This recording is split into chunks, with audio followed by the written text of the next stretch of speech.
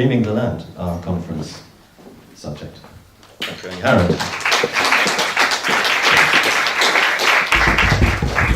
Thank you, Peter. Can everybody hear me?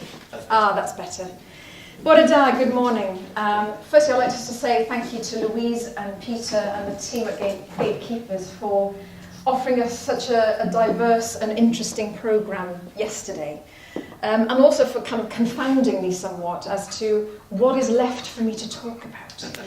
It's always quite a difficult gig coming in on the last day of a conference when lots of people have kind of spoken about such a diversity of things that touch on the same subject. So I thought I would start at the beginning for me to begin with and where this journey came from, and then talk about what in the last 30 years of working consciously with the dreaming of this land I've come to know in a way of sharing that with you. I was about 8 years old playing with my cousins in the woodland where my father had grown up on the farm where he grew up, when we were playing hide and seek, and I ran into a part of the woods that I'd never been to before and stumbled into a beautiful, perfect clearing. And the sun was coming down through the oak trees, and I stopped utterly still and stepped into the centre. And in that moment, I don't know if you've had this experience, but I felt connected to everything. Utterly connected to the web of life. And it was the most beautiful, extraordinary experience. And I came out of that clearing a few moments later, very changed. Now, like most Welsh-speaking children of my area, I grew up in Carmarthenshire, we went to chapel. And so the next Sunday, I did what you might expect me to do, and went up to the minister and said, "I think I met God in the woods." And he said, "Don't be silly. You won't find him there." And that for me was a kind of a crossing point in my life, one of those kind of snap moments where something woke up. And I started to ask the people around me about whether they know something of this experience and what was it in the woods. And nobody wanted to speak about it. And as children do, when the adults are keeping secrets, they've got secrets that they're not telling you, but you still really, really, really want to know them. And that journey, nobody kind of in our culture at the time was talking about the old ways of Wales, the ancient pagan, pre-Christian ways of Wales. We've had such kind of a lot of kind of, the Methodist revival and all those kind of things really, really suppressed that. And I'm one of the first generation that really is daring to speak about it. And there are many other kind of people the same as me who are delving into that rich, rich scene and going back to the ancient literature and trying to mine it for what is there. And for me, it's really important that we now share it, because the Welsh language, my language, is also your language. You would all have spoken it up until the point that the Saxons invaded in around the mid-500s. So the culture that got kind of separated and kind of got protected by the Welsh language in Wales and in Cornwall, sadly Cornwall has all but lost its language and much of that culture. We've protected it for the whole of this nation, and we want to share it with you again because we see that there's need. And that's what I'm really here to do today, is to share just a glimpse of that with you, because it's very, very rich. Searching for something and don't know where to find it, usually we scattergun. And I ended up in all sorts of aspects of the Western esoteric tradition, high magic and Wicca in particular. And I remember my first initiation, and they asked me why I had come, why I was seeking initiation. My answer was, I want to bring the old ways of my people back. I want to learn what there is to know so that I can know which bits fit and which bits don't. And in reality, there are many beautiful things, and I learned an awful lot. But these are much more modern esoteric ways. They're mostly based on kind of Masonic formats that come to us from the time of the Elizabethans and the mid-18th century. And they don't really bear very much in connection to the really deep taproot of our tradition. It took me until I went to university and I was studying English literature, Anglo-Saxon and archaeology, thankfully. Some wise guidance from my ancestors there. And one day, as I was prevaricating in the library, I had an archaeology essay to write, but I stumbled into another part of the library. And I came across this book, White Man Got No Dreaming. Anybody know it? W.H. Danner? It's a white man's experience of, he wrote it around about kind of the 1950s. This book came out in the 70s, I think, as a collection of essays. His experience of working in Aboriginal communities. And one of those Aboriginal elders turned round to him one day and said, "But white man got no dreaming." And it formed a really important question for me. The sense that I had was that we did have a dreaming, but we'd forgotten about it. And so that kind of formed and informed really the quest of the last 30 odd years of my life.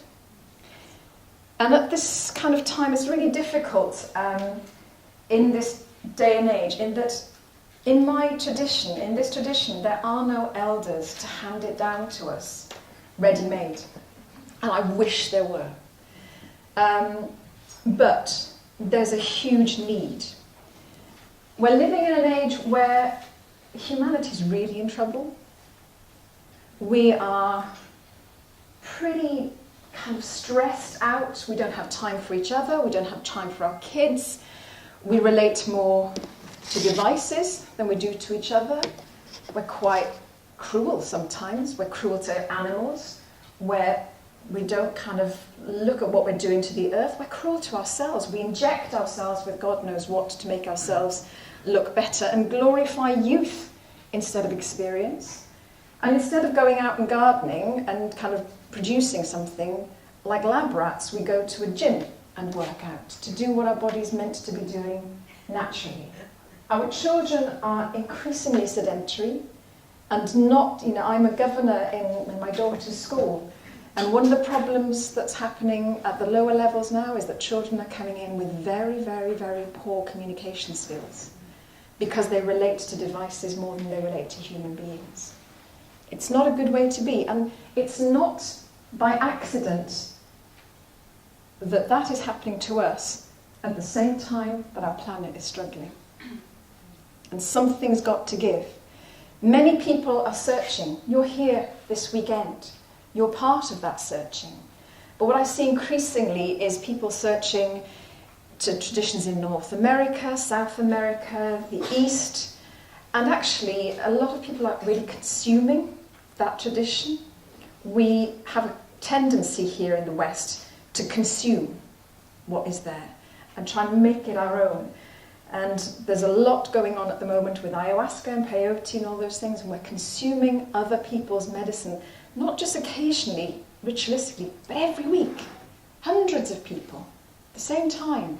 It's become a mass spiritual kind of tourism or kind of weekend warrior thing to do. And while it opens some people's eyes, and I've spoken a lot to some of these shamans, what they're wanting us to do is to use it to open up in order that we can look at the tradition here. But few people are really doing that. I know you are. I know you're really linked into this land. But a lot of people aren't. And so often, we're really not seeing what's all around us and beneath our feet. Here's what Stephen Harding says. We need to make peace with nature by rediscovering and embodying a worldview that reconnects us with a deep sense of participating in a cosmos suffused with intelligence, beauty, intrinsic value and profound meaning.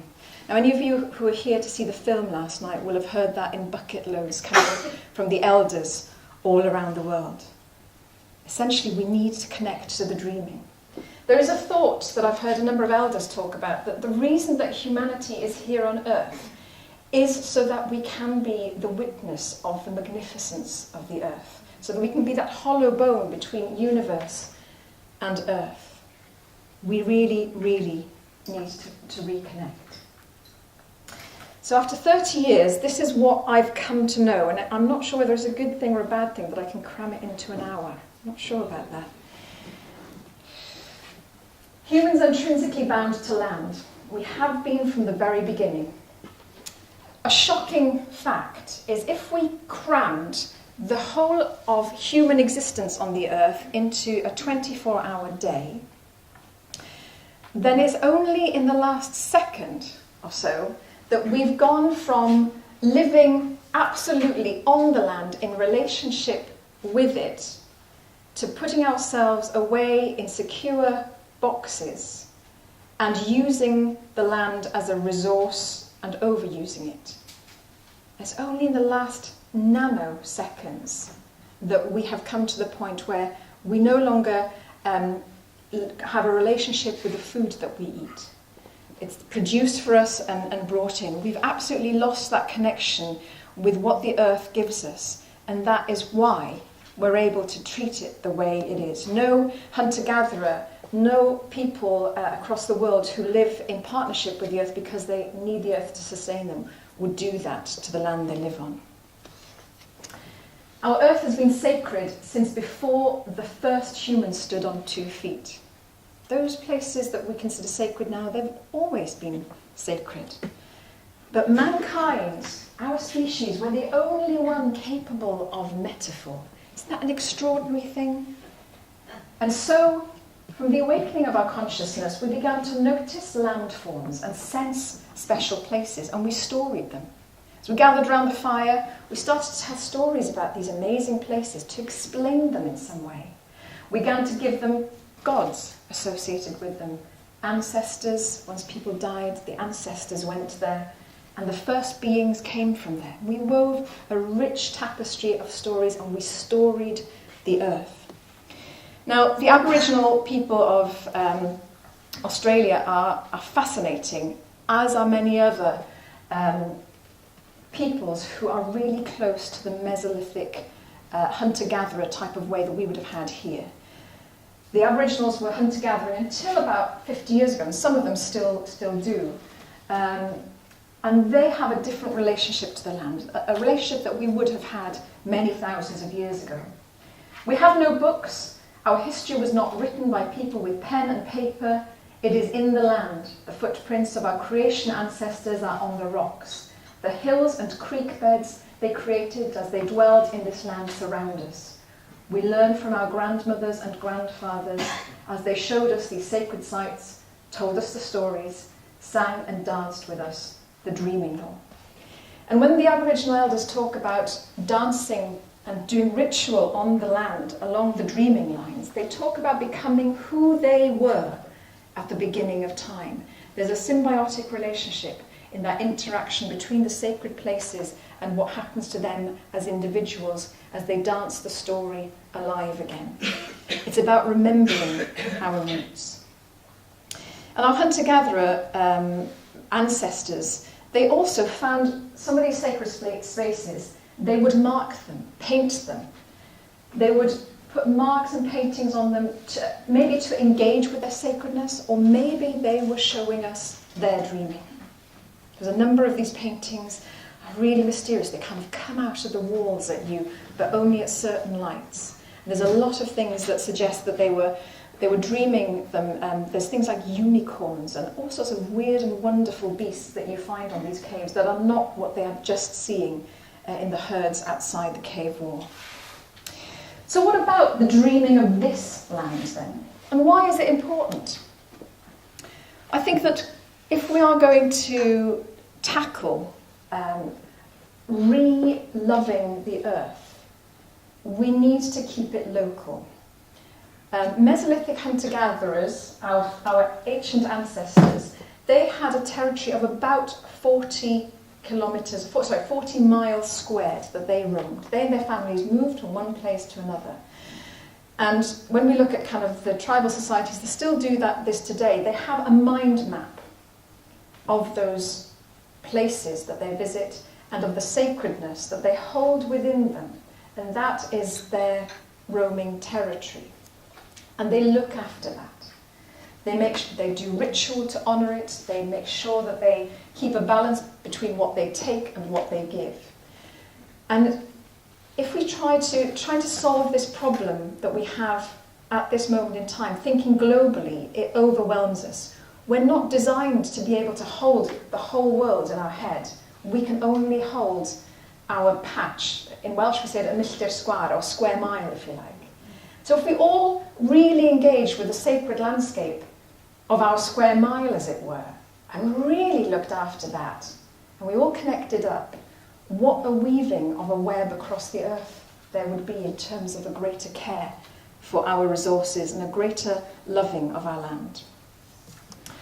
The spirituality of this land, it's a potent brew that's been concocted for at least 30,000 years. And I'm going to give you a bit of a counter through it now. Is this the pointer? Yes, it is. Yeah. How do I put it on? There's a little button on the side. The button on the side. Is that one? Yeah, you have to keep pressing it. Oh, okay, fine. Okay, so here's the ingredients in brief. Here, 29,000 BC, the first ritual burial in Northern Europe happens to a young man about 24 years old in a cave called Paviland on the south coast of Wales, near Gower. And when he's buried, he's covered in ochre powder. And he's buried with whalebone wands across his chest and a mammoth bone pendant. And it's the first kind of time that we see the people of these lands kind of making a ritual around death. Not to say they haven't been doing it before, but they have been here. And for all the time from 29,000, when he was buried, right until the ice kind of moved in for the last ice age, people were coming to this cave and leaving grave goods and honouring this person and his story. Grave goods from across northern Europe, from kind of northern France over to Germany. And that was quite easy at that time because outside the cave, where there is now the Bristol Channel, there was a great hunting plain. Now, a bit later on, towards the end of the Ice Age, up in Llandudno, in Kendrick's Cave, we find the first portable piece of what we call ritual art in the British Isles. It's a horse jawbone, and what you probably can't see here is that there's little zigzags being kind of carved into it, and it's thought to be a ritual object. Now, these kind of zigzags happen on all sorts of stones, especially in burial chambers and some kind of stone circles and things in Wales as well, and in other places, along with zigzags and other things. And archaeologists were really puzzled by these for many, many, many years, until the 60s and 70s, when they started taking and experimenting as students with mushrooms and other hallucinogenics. And what they've come to believe is that the zigzags and the shapes that they see are what they call phosphenes. They're the things that you see at the beginning of trance sometimes, behind your eyes, the zigzag patterns, the swirly patterns. It doesn't have to be using medicines or anything like that. It can be just a natural form of going into trance. And then much kind of a little bit later, about the same time in France, we have this image of what they call the sorcerer. I don't know if you can see him quite clearly, but he's got the head of a deer and a face which has got a beard to it, so it looks kind of quite human, but then the body of an animal. So he's half man, half deer, or reindeer. And he's known as the sorcerer. It's a cave painting. And up here in the Mesolithic in Britain, we have evidence of what might be happening, and we have in Star Car in 8000 BC, a collection of headdresses with eye holes put in them that include the antlers that people may have been using as part of a kind of trance ceremony, maybe to do with hunting deer.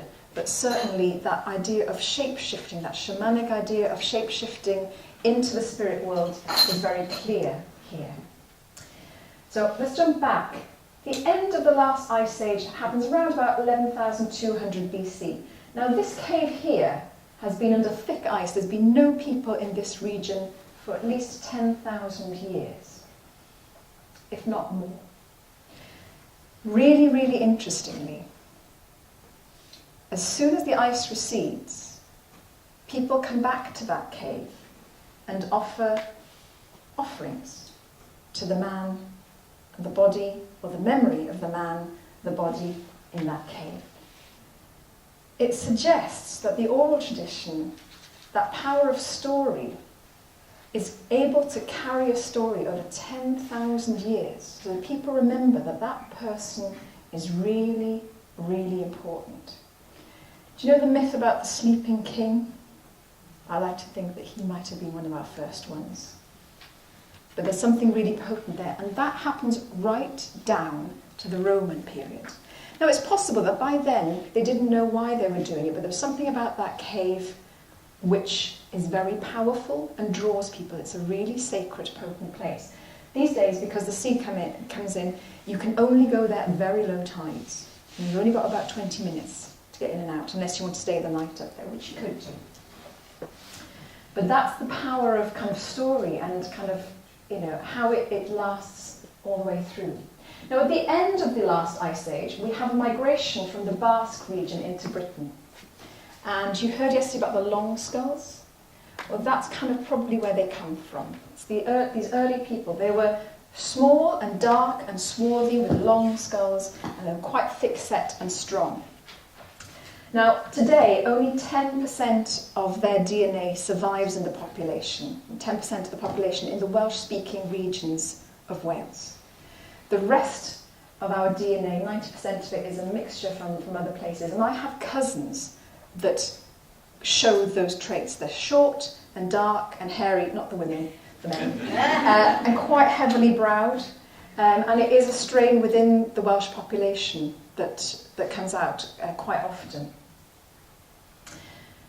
We've talked about the Mesolithic. They are hunter-gatherers at this time, so they're travelling around about 40 miles squared, following the herds, gathering berries. Now, the same people are with us in the Neolithic, but what changes is the technology. They become farmers.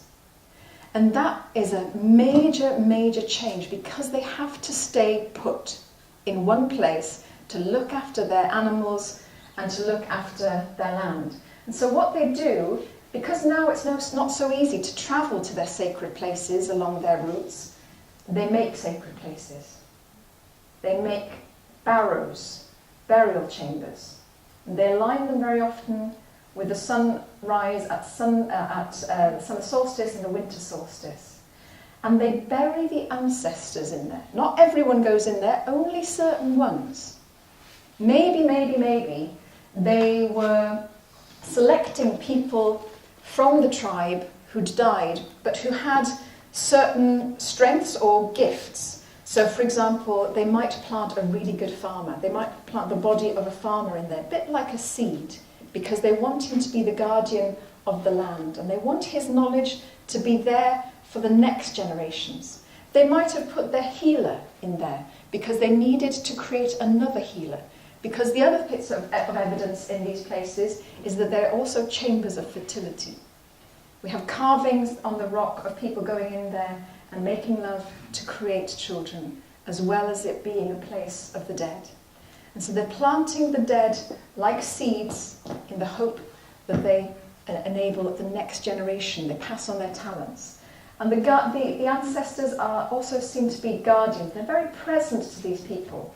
You rarely find a whole body in there, in the right place. Partly because their bodies would have been put out for the animals to pick clean, and only the bones would have gone in there. So a bit of auntie's kind of arm would have been missing, a few fingers would have gone stray with the fox, her foot might be missing. But also, it seems as if these places were places of ritual. They're very good places to sing in often, and we know that they were putting in ritual fires and all sorts of things like that. The bones of the ancestors would come out on high days and holidays. So great-grandma's skull might come out to witness the birth of one of the family's children. to welcome it into the tribe, to give it a name, and then would have gone back. But over time, people forgot where Grandma's skull was supposed to go, and so she ended up somewhere else. There's usually lots of different chambers, but between 4 and 6 in here. This Bryn Celli Ddu, this one on Anglesey, is very interesting. It started life as a stone circle, which technically comes in the early Bronze Age. So it's really, really early example of a stone circle. But something happened. We can imagine that maybe something went wrong. And then they decided to change the stone circle to an older technology to plant the ancestors there. They went back to the old ways. And the last thing they did before covering it with a mound, this has been excavated, so the mound would have been much bigger, was they planted the smallest bone in the human body. It's in the inner labyrinth of the ear, it's tiny, in the middle, and they kind of buried it, and they put a fire over it with a concoction made of berries and all sorts of things that you probably wouldn't have drunk. And then they put a stone with these phosphenes on top of it, and then they put the earth on top. It's as if they're saying that these places are listening places as well. It's a place you go to listen to ancestors as well, to commune with them. Now, the Neolithic people were doing a lot of stuff with stone, and it's really impressive because they only really had the bones of animals, the antlers, and stone tools to make these things. And they had a capacity to do really interesting things, including, we think, programmed stones in some way. You've probably heard of the Preseli Blue stones that are part of Stonehenge. Well, the Preseli Blue stones, they've done work recently, and they've identified about 5 different quarries on the Preseli Mountains where the stone comes from. Now, the stone itself is not exactly the same geologically from each of these places, and in one of the places at least, if not 2, they've actually been identifying the cut of which stone has come out from which bit. They can, as amazing as that. Now, they can date the workings from bits of tools and things like that were left on site, and carbon dating those. So they know when the quarrying was going on. The interesting thing is it takes about 200, 300, 400 years for them to end up here. So where were they in the intervening centuries? The idea is that the blue stones were in other monuments around the area. And when the call came from the people building Stonehenge, they knew that there was a priesthood, a set of people who really could work and program stones, and they asked them to go and get the appropriate stones. And they might have gone to a stone circle here or a monument there and chosen the one that was right for healing, that was right for remembering, that was right for connecting with ancestors, and they curated the stones to bring them up to Stonehenge. And of course we still don't know quite how that happened, but if they can program stone, all sorts of things are actually possible. Into the Bronze Age then. Again, these are the same people at the beginning of the Bronze Age as all the way to here. These people of the vast region, the small, short people. But again, a different technology happens. They move from burying their ancestors in the land, because these are early farmers. They start to bury them in cairns, in piles of stones, on the tops of mountains, as if they're trying to set the spirit free into the wind rather than planting it deep in the earth now. Standing stones start to come into the archaeological record, and stone circles. And as we know, there's all sorts of different theories about what those are. And for the first time we have metal, bronze and copper alloy comes in as well. Now, really fundamentally, the last great invasion of Britain happens here. Right at the beginning of the Bronze Age, people from the steppes of Eastern Europe come in. We call them the beaker people because they made these beaker pots that are very, very distinctive. They've got all sorts of zigzags, very similar to the zigzags that we find on here. And they start, instead of putting people into corpses, essentially, into monuments, they're cremating and putting crematory remains in. And sometimes we find these underneath standing stones, and often we find them under here. Interestingly, often they're buried on the tops of these mounds as well. So they're reusing the places of the ancestors of the people that they intermarry and interbreed with here. And 90% of the DNA of the British population relates to these people.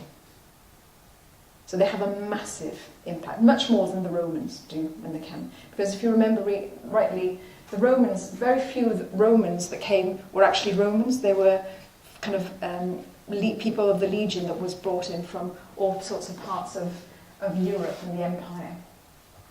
So that's a big change, a big barrier. Where did you say that the bigger people came from? They come from the steppes region of Central Europe, or Eastern Central Europe. Then we come into the Iron Age, and this is when the Druids, we've heard quite a lot about the Druids over the last kind of day or so. And if we think the Druids really looked like this, we're probably kidding ourselves. This is a Victorian invention of what a Druid looked like. The Druids were the priesthood of the Celts. They weren't in Germany. They weren't in the area of Germany. They were in the areas of France. Why Germany didn't have them, we're not sure. But certainly when they came over, because archaeologists have stopped thinking of the Celts as being an invasion, they mostly came in dribs and drabs and waves, merchants and families settling and intermarrying. There doesn't seem to have been, a huge kind of battle happening between the native people and the Celts coming in. And so what the priests of the Celts, the Druids, when they came here, what they found was an existing, really deep ritual, spiritual tradition in this land. And they would have worked with it, seem to have adopted much of it. And interestingly, we know from classical sources that the Druids ended up kind of organising their main college for Europe on Anglesey. Don't know exactly where. Penmon on the southern eastern tip of Anglesey seems to be a possible site, and that's why in AD 61, when the Romans invade Suetonius Paulinus, he comes in and he needs to clean out the nest of Druids on Anglesey, and he attacks the Druids of Anglesey. And according to classical writers, wipes them out. But that's kind of not possible, because as well as being the priesthood, they were also the spy masters of the Celtic peoples of Europe. So there would have been, and Ireland had Druids as well, and not all of them would have been on Anglesey at the same time. So what happens is Druidic law continues into the Dark Ages. We have lots of stories of the Druids meeting and interacting with the early Celtic saints. And through that, it goes in and underground into the bardic tradition, and we have it from the 6th century in some very ancient mystical poetry and stories. Some of the stories that are passed down to us are clearly Druidic teaching stories about the ethics of magic and decision-making. Some of them talk about the initiation of Druids. There's their metaphor and symbols for this. So it continues. The one thing we have to thank the Romans for, I'm not a big fan of the Romans, as you might have guessed, is that they gave us the names of some of the Celtic native deities. We know a little bit about kind of, what they, for people like Taranis and things like that, because they often mixed their gods with the native Celtic deity. We know that the gods were very local and tribal, in a way. There were some that were overarching and were shared across the country, but we had our own local gods that were rooted in the landscape. And I think as we go forward and looking at our tradition, that locality is very important, that sense of locality. In the Dark Ages then, we have the Anglo-Saxons, Angles and Jutes, around middle of 500s, 6th century, entering into Britain and pushing the native Britons into the corners of Wales, into Cornwall, up into northern England and down into Brittany. And that's where the native British language is maintained for many, many hundreds of years. Cornish language has fairly much died out. We have a piece of poetry called a Gododin from the 6th century, which is about the last battle for a Gododin or the Old North up here. And many of our stories, there's a big connection between Wales, the Brythonic literature, and what was happening. And the stories kind of all, they're ranging, our heroes are ranging between the Old North in northern England and Wales and down into Cornwall, and often across to Ireland as well. So there's a lot of connection going on. And it's at that point that Britain becomes split between what we would now call the English culture, the Anglo-Saxon culture, which later got overlaid again by Norman culture in the 12th century, in the length 12th century, and what I would call Brythonic, which we talk about as Welsh today. But my language would have been your language until that point. And the culture that I'm talking about today and the mystery tradition would have been across all of this area, but in a tribal form. So there would have been regional variations. Sorry, at which point was that? So the Saxons start coming in during the time of Vortigern, mid-500s, around about that time. So what do we know? From all of this kind of, and the literature that is passed down through into the Age of Princes from about the 6th century, what do we know? The dreaming of this land. The Brythonic tradition's earliest name for this place is Clas Merddin. Albion is also there, but we don't tend to call it Albion in our language. It seems to come from the outside more. It seems to be what other people are calling us. The Islands of Honey and Ismail is another one, and the Islands of Prydain, or Prydain. Prydain is still the Welsh word for Britain. That's where we get Britain from, essentially. Land is sacred and its stories. This is a picture of an Aboriginal artist's depiction of songline, or what they would call dreaming places. We have lots of spirals. That's not to say that the spirals are looking at that. These are not the same, but spirals appear in a lot of different guises. And they seem to be, we heard yesterday, they might be about water, they might also be about earth energy, they might also be about the journey into and out of the afterlife, or into and out of trance. This is in Barclodiad y Gawrys, a great big burial chamber on Anglesey. We have earthworks that also look very similar to this, gathering places, ritual landscape. And of course we mark our landscape with horses, and we're right in the middle of the region of the horses now. And we would have storied, these places would have been storied with horse stories. And the white horse, or the white mare, is the old symbol of Britain. It's a symbol of sovereignty. It's a symbol of the goddess. It's the oldest symbol for Britain that we have. And there are many, in the 12th century, there are many. There's Geoffrey of Monmouth talks about the king-making ceremony of Ireland, and it involves a white mare. And we still kind of adhere to her in Wales, and I'll tell you a little bit more about that later. Songlines, ancient pathways and tracks hold the stories of our people and the eternal spirits who inhabit them. It's not just Aboriginal people that have songlines. There are songlines all the way through our landscape. In Wales, it's relatively easy because our landscape has retained the name of our stories and our gods in a different way to when the Anglo-Saxons came. It kind of gave an overlay over here. But you can still find them. And in the talk we had yesterday morning about Cernabas, you could see that landscape was still, the names were still in that landscape, and the landscape forms. Those, I would suggest that there's a storyline there, there's a dreaming line there that is worth exploring. Stones speak, they retain energy and memory, and we used to program them. Most, something like well over 2/3, if not as much as kind of about 80% of the world have a belief that stone can be interacted with, that you can leave your memories in stone and that you can take them back from there, that there's a way of interacting. It's very, very few people that think, as rationally minded as us in the West, that stone is just stone for building. Trance. We've been entering the other world, at least since the Mesolithic. My first archaeology lecture in university, my Professor Whittle really knew what he was doing and how to grab students' attention. He started the lecture by saying,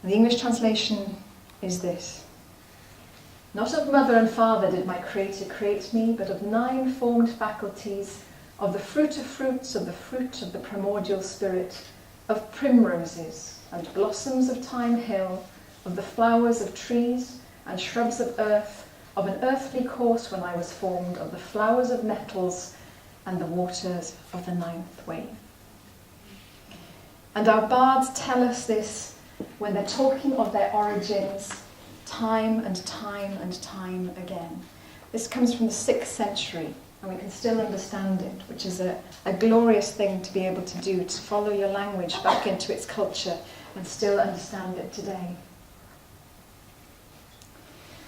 Offering, sacrifice, service, prayer and action are very, very important for keeping the balance. Going back to that Mesolithic way of doing it, it's about knowing that you can't take without giving. So we make offerings. We also do service to the sacred sites. This is the pool at Dinas Emrys. It's been reeded up. It's a scrying pool. The moon rises full into it at night, the full moon. And we've just started opening up. This is where Merlin is said to have made his first great prophecy, where he was kind of honoured as the Merlin of Britain, rather than he came to this place as Emrys and left as Merlin. And the dragons, the white and the red dragons, came out. They were planted in here by Lludd, or Lugh, the king of, or the leader of London, and they were released by Merlin. And one of them flew onto the banner of Wales, and the other one flew down to Worm's Head and into the sea. And we make offerings there too. This is the pool now. It's now back being a scrying pool. This here is what it looks like. This is just the eye of the dragon waking. And we also make sacred places. We listen to the land. And sometimes when energy needs to become manifest, we create something there. A bit like the sculpture that we were talking about yesterday. And action as well. We can talk about kind of, doing all sorts of offerings to the earth, and that's all very well and good, but we need to be active as well. This is from the Extinction Rebellion 2 weeks ago, when people occupied London bridges to draw attention to what is the 6th greatest extinction. It's a horrific fact that in my lifetime, I'm 45 years old, we've lost 50% of species diversity on Earth. Isn't that horrific? Legends hold valuable keys. They were the tools of the cyfarwyddion. Now the cyfarwyddion, the cyfarwydd, is the storyteller of Wales, our Welsh word for storyteller. Now interestingly, it's also our word for magic and incantation. The root of that word, cyfarwyddyd, means direction. And the storyteller's job was to give moral and spiritual direction to the populace through story, and in doing so enchant them, take them into Anran, and then send them back changed. And our great myths and legends are laid down upon the earth. They're located at sites that have been important and sacred for many, many thousands of years. And for me, the beauty of looking at an OS map in Wales is that the stories are laid out in the place names. They've been retained. It's a really joyous thing to do. Our myths are full of potent symbols, and they're the keys to the deep mysteries of our native spirituality. This is the figure of kind of Cernunnos, or Cernunnos as we call it in the Brythonic. He's an antlered god, kind of quite a shamanic god, and he appears on an amazing cauldron called the Gundestrup cauldron that was found in Germany, in Gundestrup in Germany, but was probably made to the east. But these two symbols are really important. You see them there? What do you think that is? Any ideas? Talk. A talk. What might the symbol of a talk? What might that symbolise? Omphalos. Sorry? Omphalos. Yeah, could well symbolise omphalos. What else? Power of speech. Power of speech. What's circular like that is related to a serpent? Turtle. Sorry? A turtle? A turtle? A turtle? No, it's not a turtle. If this is feminine... Yerni and Linga. Yes! Yes. The talk is the feminine. It's the symbol, in the Brythonic tradition, the feminine is the sovereignty of the land. Not just the goddesses, but each and every woman. Because if you're part of the great web, that essence is within you. And the serpent, that later becomes the dragon, is the masculine energy. And together, in proper balance, they create nuivre, life force. All of our myths talk about the proper interaction and proper balance between male and female. It is fundamental to the balance and the kind of the sustainability of the tribe and also the land. The masculine is the protector of the land, the feminine is the sovereignty of the land. And that doesn't have to be man and woman, it can be the masculine and feminine within us as well. But that comes in time and time again. In our myths, when the men do something terrible to the women, all hell breaks loose. It's not good. But when there's proper balance, life is sustained and life goes on well and is blessed. Now these give rise to some of the shared myths of Britain. The sleeping king beneath the hill. That's the masculine protection. He's there to protect us. And at the time of need, as we know, but we're still wondering why, he's not kind of waking now. He should awake and come out. This story appears with hills across Wales and England, all the way across. Every nook and cranny of Britain has this story associated with it. It is one of our fundamental myths, the sleeping king. Now, going back to the Neolithic, when they were burying ancestors underneath hills, it's an old memory of that too. We were planting ancestors as guardians, and they will always be there for us. It's not that they have to wake and ride out, they are always there for us. And the truth is that we don't really need, most of the time, him to ride out. If the masculine is in the right form, the masculine in each one of us is a protector of the land. The female then, this is Rhiannon, the horse goddess, but the female, the feminine of sovereignty of the land appears in all sorts of goddesses. Down to the Dark Ages we have Guinevere and all of them, there's so many of them. The king has to be in right relationship with the queen of the land, the sovereignty, for kingship to go on smoothly, for there to be balance in the land. She's often, in our tradition, symbolised as a grey or white mare as well. That's why I'm going back to the horse, the chalk sculptures. She's a necessary consort to the king, the symbol of earth and fertility. And she's in every woman. It's not just that we have to rely on the gods. This is an animistic form. It's about empowering each one of us with that spark within us to be that sovereignty for the land. And if ever there was a message that was needed right now, then that's it. And there's so much more. I just haven't got time. But all these books, ancient manuscripts, mostly written down in the 12th century when things have been born on the oral tradition for a long time. Some things written down earlier on, about the 6th century. The Black Book of Carmarthen, the Book of Taliesin, the Book of Aneirin, the Red Book of Hergest. Those are the 4 great books of Wales. The poetry of the Cynfeir, the bards that were singing between 6th and 11th century. Canu Taliesin and Aneirin is included in that. And the Goganbeir. Those were the bards, the princes, that were still embodying this old tradition. And they were channeling Taliesin and Aneirin, amongst others. There was a tradition, a bardic tradition, that if you wanted to be a pencer, a chief bard, you were probably sealed in a dark place after a number of, once you were ready, and at the end of it you were meant to be able to come out of that place and channel, speak in the voice of Taliesin or Aneirin or one of the other great bards of earlier, and you were singing the mystical poetry of the Druid tradition and before. Brita Tywysogion, that is a bit like the stories of the princes of Wales, and then Geoffrey of Monmouth's Historia Regum, to name but a few.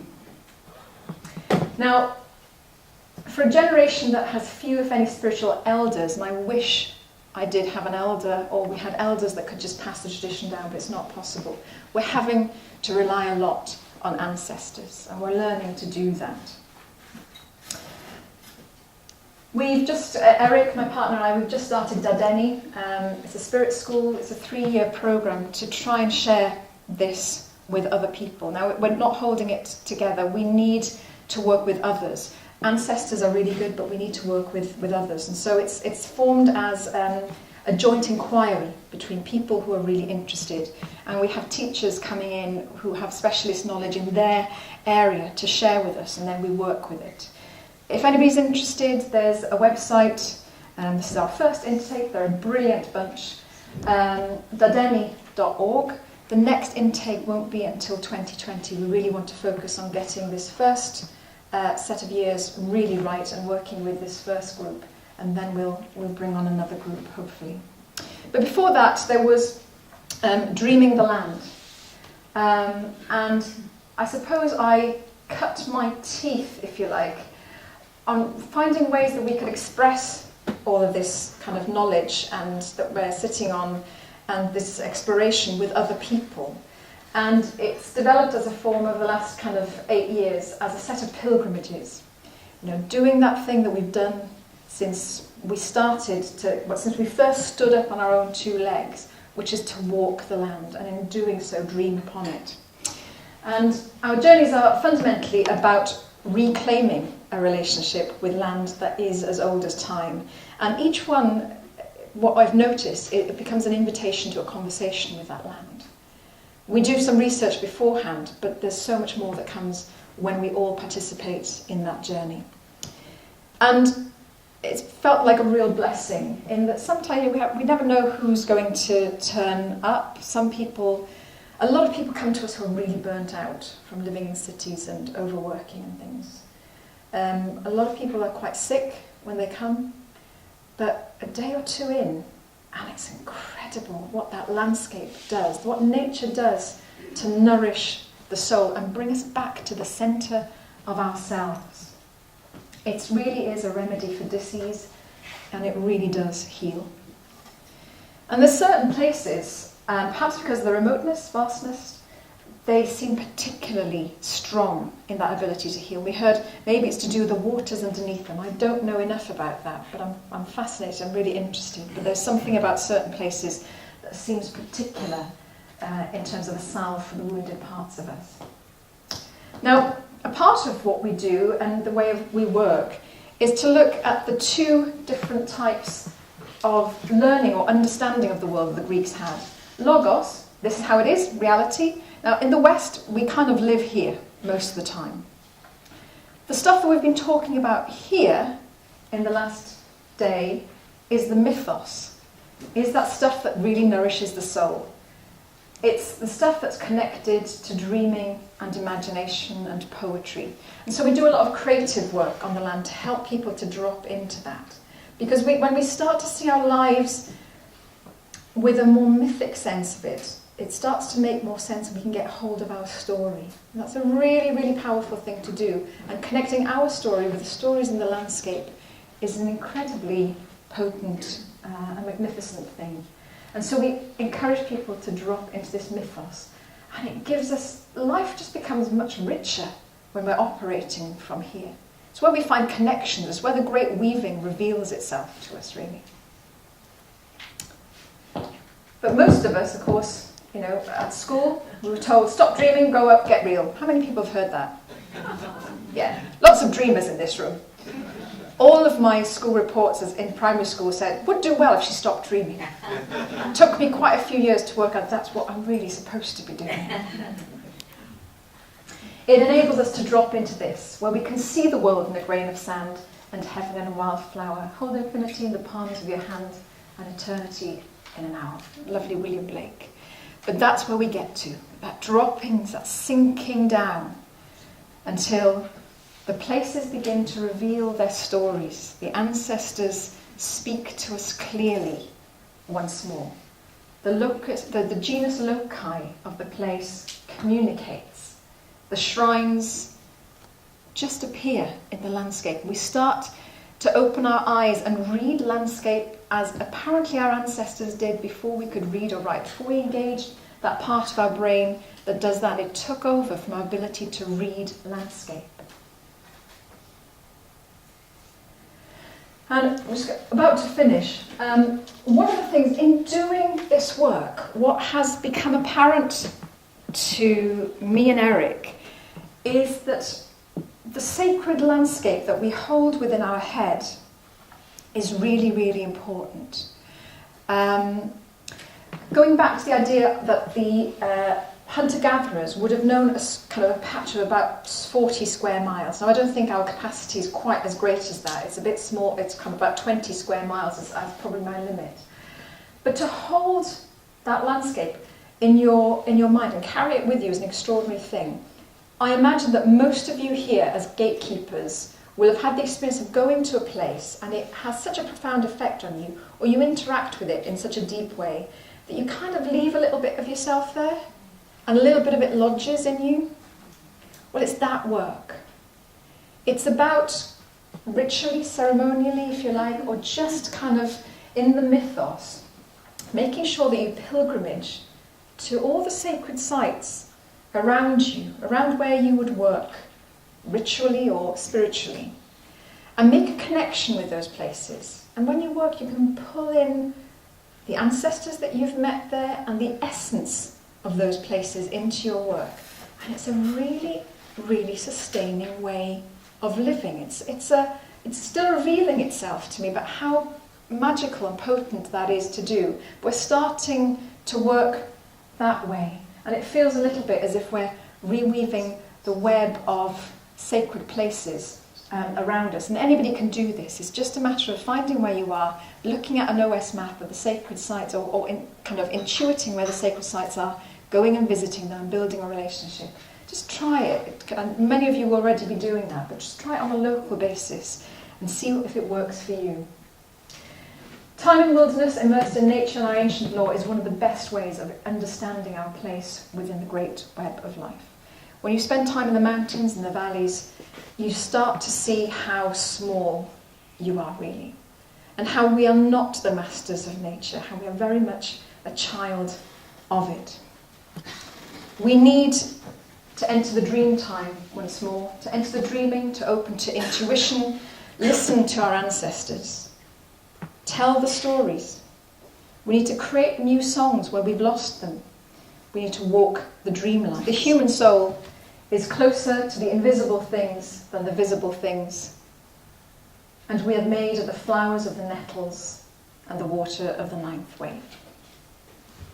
Thank you.